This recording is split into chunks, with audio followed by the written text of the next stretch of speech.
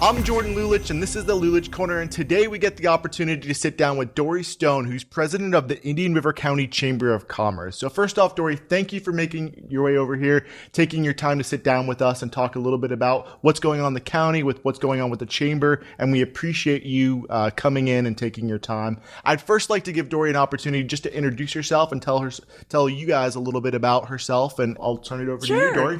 My name is Dori Stone. I've had the great honor of being the president of the Indian River County Chamber going on 6 years now.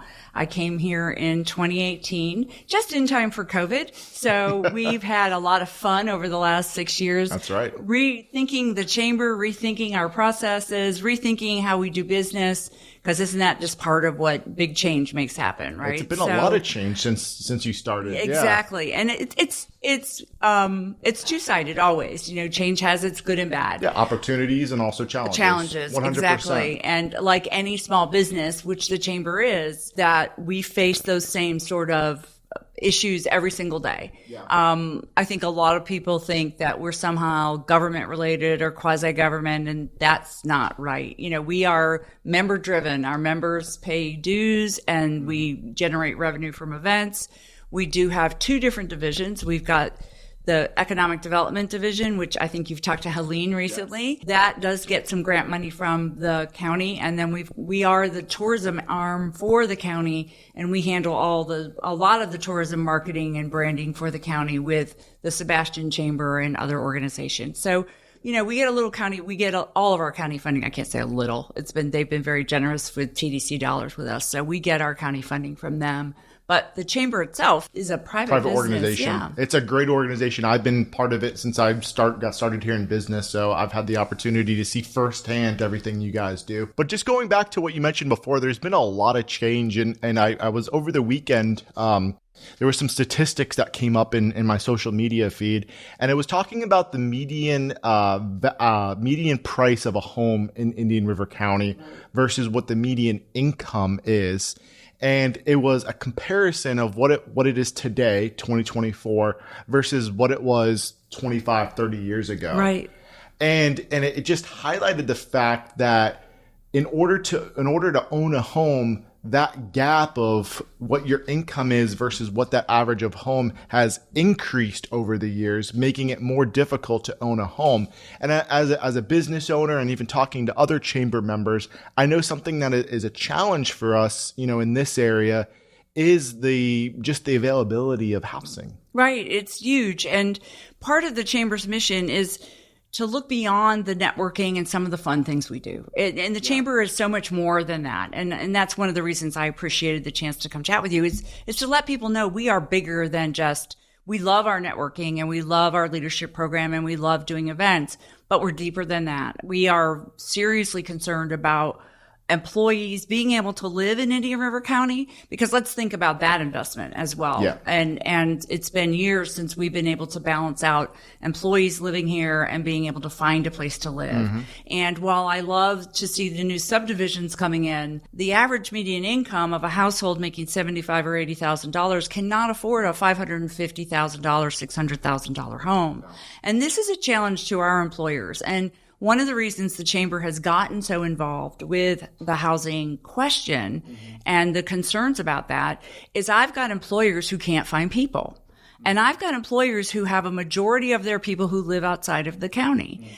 Cleveland Clinic, 40% of their employees leave the county every day to go home. Wow. That's a lot of people. And that's a lot of travel. And they're one of our largest employers. And and Piper has about 30% that leave the county to have to go home.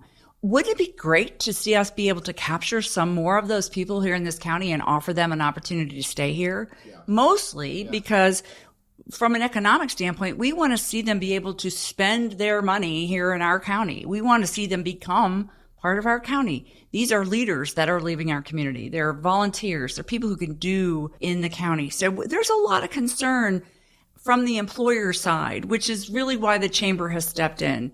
We are looking at all kinds of opportunities for housing. Vero Beach just rolled out their downtown master plan. Mm-hmm. That is a great opportunity. I'm sure it needs some fine tuning, but when you start to think about bringing a downtown into a more dynamic setting and offering housing that might not be a 3-2 that everybody needs, But if it may be a studio apartment or a 1-1 or a 2-1. Yeah. And we don't have a lot of that. As you know, we just don't have a lot of that type of housing. I hear what you're saying, but I think that the likelihood of the chamber getting involved in becoming a real estate developer is not the solution that to our problem. How does the chamber angles itself in order to drive change in this discussion? So I mean, can you provide me some examples or how the chamber can help this conversation and help make these ideas a reality? I think that we come to the table representing employers. We represent the business community. When COVID hit, we had trouble finding people to work. Now we have trouble housing people to work. And it's been a long time coming. I had a situation that I heard of that the hospital offered a contract to somebody and they couldn't find a place to live and they didn't take the job. So we're losing valuable high-end employees coming in.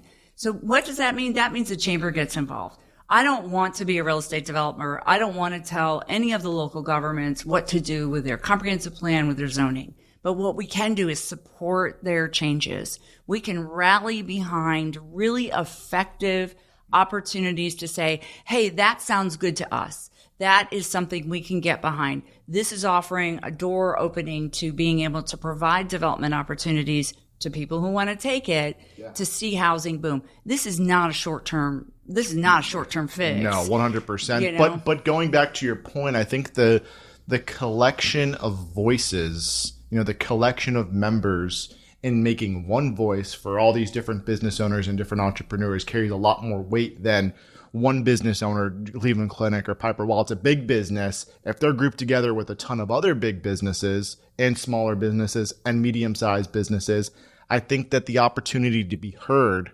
is greater. So I see the value in driving that discussion when you've got multiple businesses collectively together, that are voicing the same concern. Through the chamber, change can be driven. And that's our plan. That's our goal. I think that I think everyone's tired of talking about it.